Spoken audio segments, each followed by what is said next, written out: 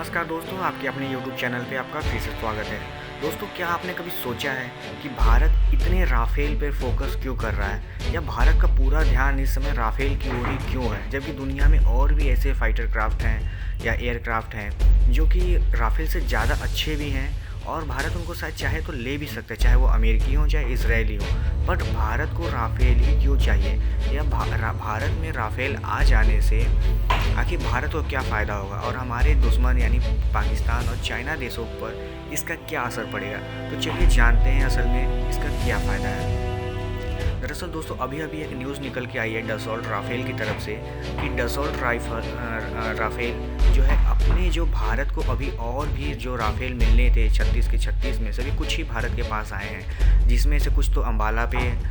भेज दिए गए हैं, बाकी और आने वाले समय में मिल जाएंगे। ऐसा न्यूज़ आ रहा है कि डसॉल्ट राइफल प्लानिंग कर रहा है कि भारत की ज़रूरतों को पूरा ध्यान में रखा जाए, यानी कि भारत की जो ज़रूरतें हैं, चाहे वो पहाड़ी एरिया में लड़ाई करने की हो या फिर पठारी एरिया में हो, तो ऐसे को ध्यान में रखते हुए जो कि पहले जो भारत के पास राफेल थे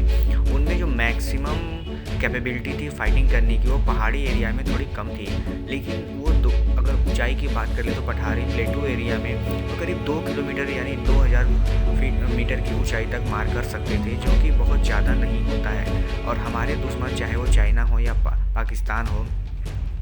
ऐसे में पहाड़ी एरिया ऐसे क्षेत्रों में ज़्यादा है, तो ऐसी जगहों पे भारत को सीधे मिसाइलें दागना और टारगेट करके निशाना बनाना थोड़ा मुश्किल होता है। ऐसे में डसॉल्ट राइफल ने भारत के कहने पर या भारत की डिमांड पर भारत की ज़रूरत के हिसाब से उसमें स्काल्प या फिर आप कह सकते हैं ऐसी मिसाइलें उसमें लोड कर रहा है जो कि भारत की ज़रूरतों को पूरा कर देंगे, और ज़रूरतों को पूरा ही नहीं करेंगे, कैपेबिलिटी को बढ़ा देंगे। अब चलिए जानते हैं दोस्तों, ये स्कैल्प मिसाइल होती क्या है। दरअसल दोस्तों, ये एक ऐसी मिसाइल होती है जो कि एक बेहद ही लो एल्टीट्यूड पे फ्लाई करके खासकर माउंटेनस एरिया में, जो कि कम ऊंचाई पर उड़ने की वजह से या फ्लाई करने की वजह से, अब वो कम ऊंचाई दोस्तों सिर्फ 100 से 130 फीट की होती है, इतनी कम ऊंचाई पर उड़ सकता है ताकि दुश्मन के कोई भी रडार उसको डिटेक्ट ना कर पाए। और रडार के डिटेक्ट ना होने की वजह से यह मिसाइल पहले तो इतनी कम ऊंचाई पर उड़ता है और जब दुश्मन के पास पहुंच जाता है तो करीब करीब 600 मीटर ऊंचाई पर चला जाता है, यानी 6 किलोमीटर की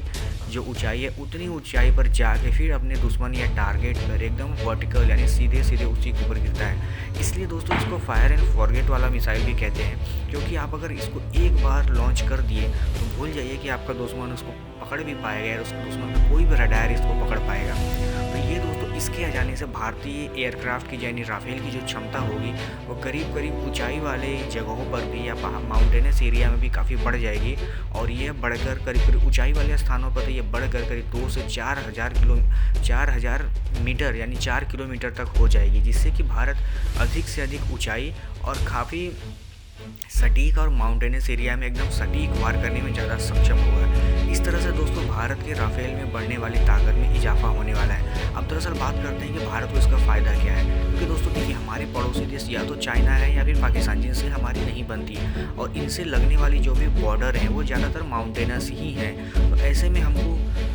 कुछ ऐसे मिसाइलें चाहिए जो कि अपने टारगेट तक खुद पहुंच सके, यानी कि अगर हम, क्योंकि राफेल हर जगह पहाड़ी एरिया में जाके फायर नहीं कर सकता, उसकी भी कुछ लिमिटेशंस है, लेकिन मिसाइलें जा सकती हैं। तो इसलिए डसॉल्ट भारत के अकॉर्डिंग कुछ उसमें चेंजेस कर रहा है। अब आने वाली जो 36 में से कुछ राफेल अभी भारत को नहीं मिली हैं, ऐसा अनुमान लगाया जा रहा है कि अगले साल यानी 2021 के